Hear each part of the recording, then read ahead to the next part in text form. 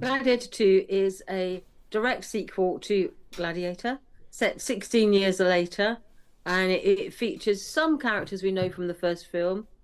Um, her name has escaped me. Is it Lucille? No, Lucille. Lucia. Lucia. Lucia. Yeah. She's there, and she was obviously very sweet on Maximus from the Mm. first film. Mm. And our film starts in Numidia, in a North African city that is apparently the last outpost not overtaken or dominated by Rome. And you see people who rush to get a call to arms. They come to defend their city. Amongst them is our main hero, who we follow through the film, Hmm. who's Played by looks slightly Paul. different. Played by Paul Mescal. Got my skull Yeah. with an accent that does come and go every now and then, but broadly a British accent. And he has got a slightly mysterious past, but he is fighting to defend Numidia. And when, not a spoiler because it's the very beginning of the film, but when Numidia falls, he is then taken prisoner and shipped off to Rome, where he gets bought by a gladiator school, and then he goes into the arena. And you see some mirroring between the first film, he marshals the fellow gladiators to sort of combine their forces to fight. Yeah, There's a lot of political, mirroring is one word to use. Yeah. yeah, and then there's a lot of sort of political wrangling as to his possible identity and Yeah. some sort of a Which had already maneuvering. been revealed in the trailer. Oh, has it?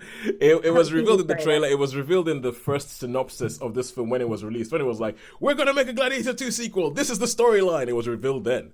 It's all there. So sorry, I was being a bit discreet because I don't know what's in the trailer. No, no, So no, no, no, no, no. first of all, Don't say it. Don't trailers. say it because there are some people who would not have seen that stuff. You may not have seen that. So yeah, there's some political machinations going on, and then we've got two mad twin emperors, who sort of are hamming it up all over the place. Yep, Gator and So you have Krauka. got you've got some gladiator check. He was sold into slavery, sort of probably an injustice there somewhere along the line.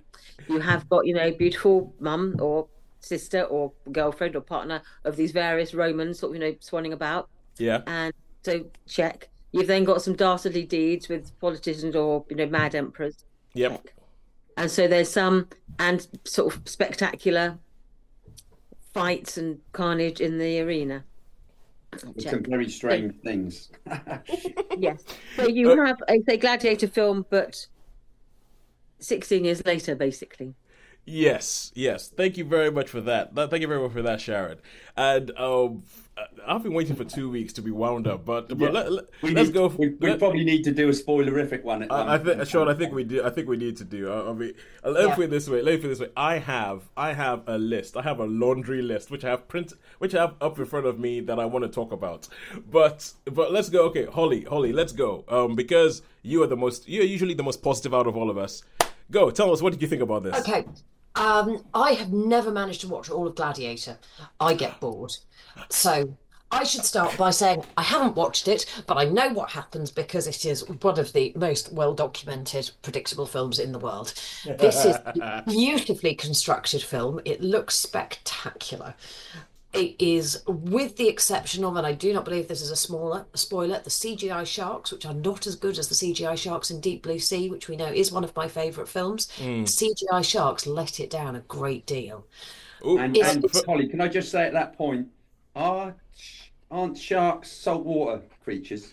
I mean, and I think Rome is sort of in the middle of Italy. I don't think it's anywhere near the ocean. okay, Don't be so literal, Sean. No, I believe these things are meant to be based on well, what it is, factual. it's based on fact. They did flood the Colosseum. They used to flood the Colosseum and have And naval have the battles. naval battles. Yeah, Yeah. but Sean's point as to what kind of water would they have flooded it with is a good one, and also I how did they think so. transport the sharks to the? But I have but many questions. But this is Many Ridley Scott. questions. This is Ridley Scott, and Ridley Scott, as we know, when it comes to historical things, Ridley Scott is a very hand wavy kind of director. Yeah, He's like, I don't care, it looks Well, for cool. me, yeah, they Well, probably I'm would afraid be- it didn't. Because the CGI sharks were not good. For me, it wasn't the CGI sharks that got me. It was the CGI monkeys. Yeah. The CGI Oh, monkeys. they were weird too. The CGI. Totally. Good Well, these lord. the baboony one. They were the baboony ones. They were the Yeah, baboony Yeah, so it ones. what like was that all baboons. about? I mean, I did not for one second buy that they were in the same space as any human being that was No. in that scene. But it's okay. All right, cool. But And anyway, so they looked slightly more like they were a real thing, even though they looked nothing like a real thing than the CGI sharks, which did not look like sharks. There were some bits in some moments of gore, and I do not wish to specify which one because it might spoil something, yeah. that were incredibly realistic. And cinema buddy Steph observed that from a medical perspective, it was convincing and not Quentin Tarantino-esque, which we found interesting.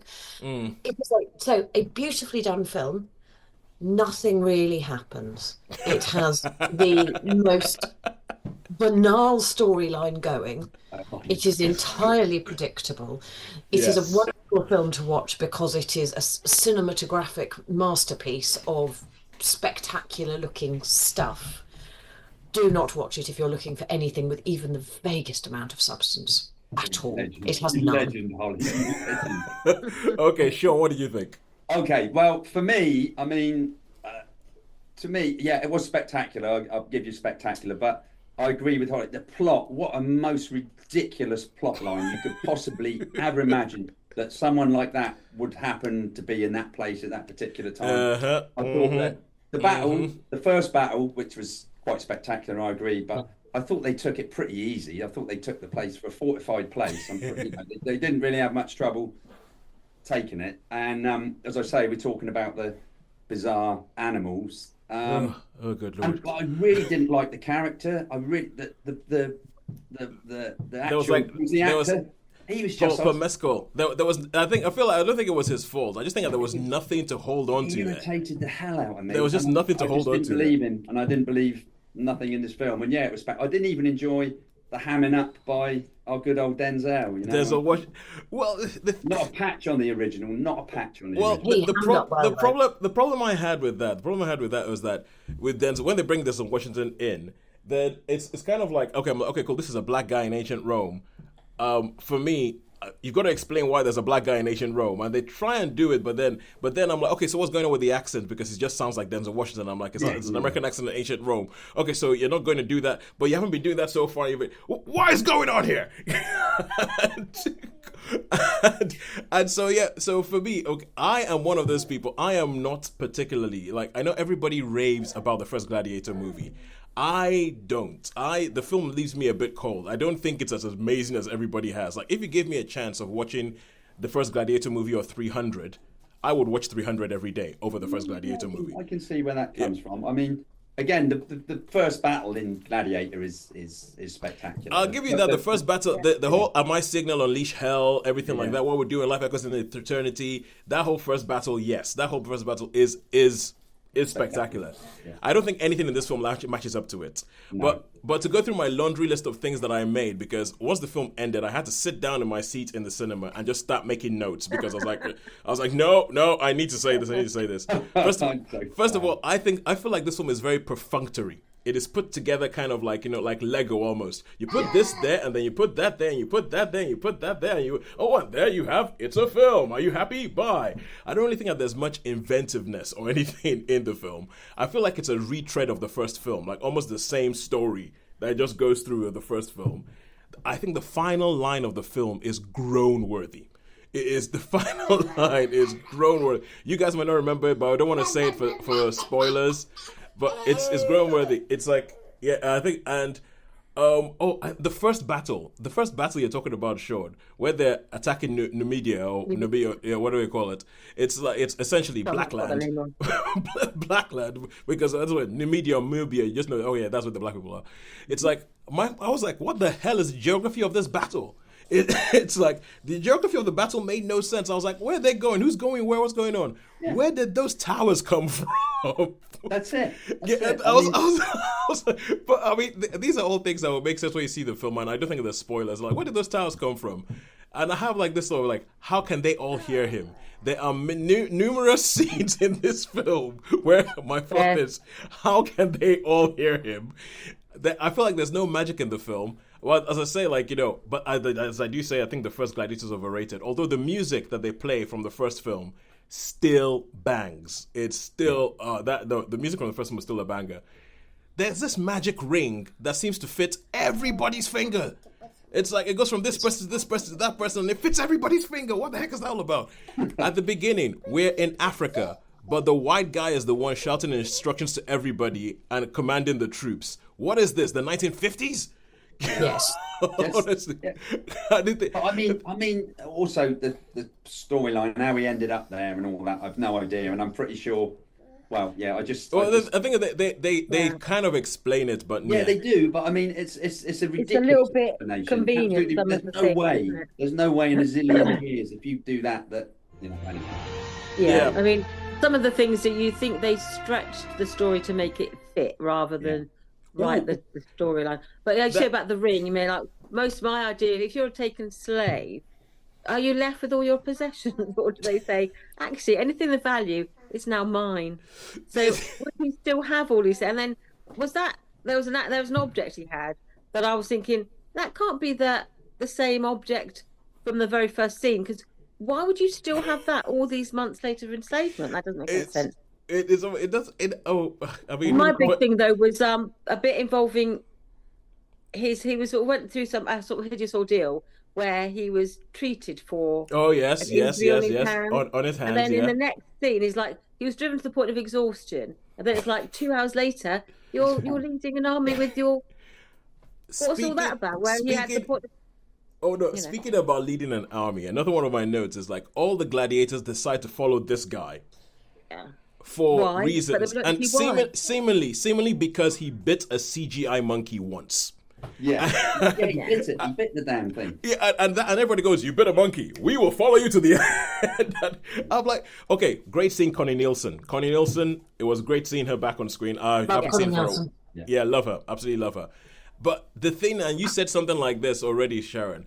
I feel like they had a script that existed, maybe about the fall of Rome or something, and Ridley Scott came across the script and went, "I can make this a Gladiator movie."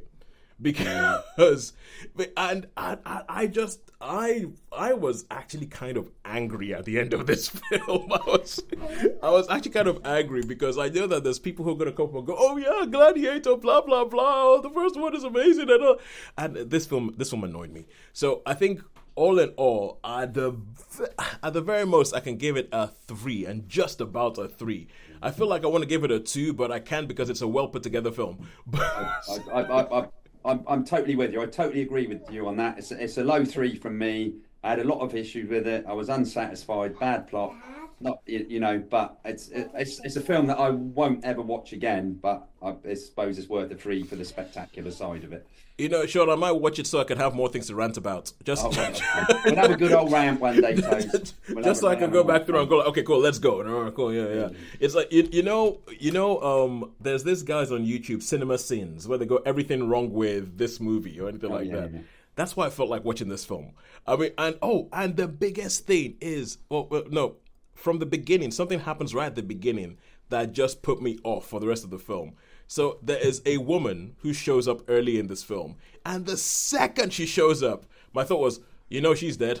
Yeah, that's it. That was it. I was just kind of like, she's dead straight away. And from that point on, as you said, everything was predictable. Nothing. We knew that from the trailer too. What? That was in the trailer as well.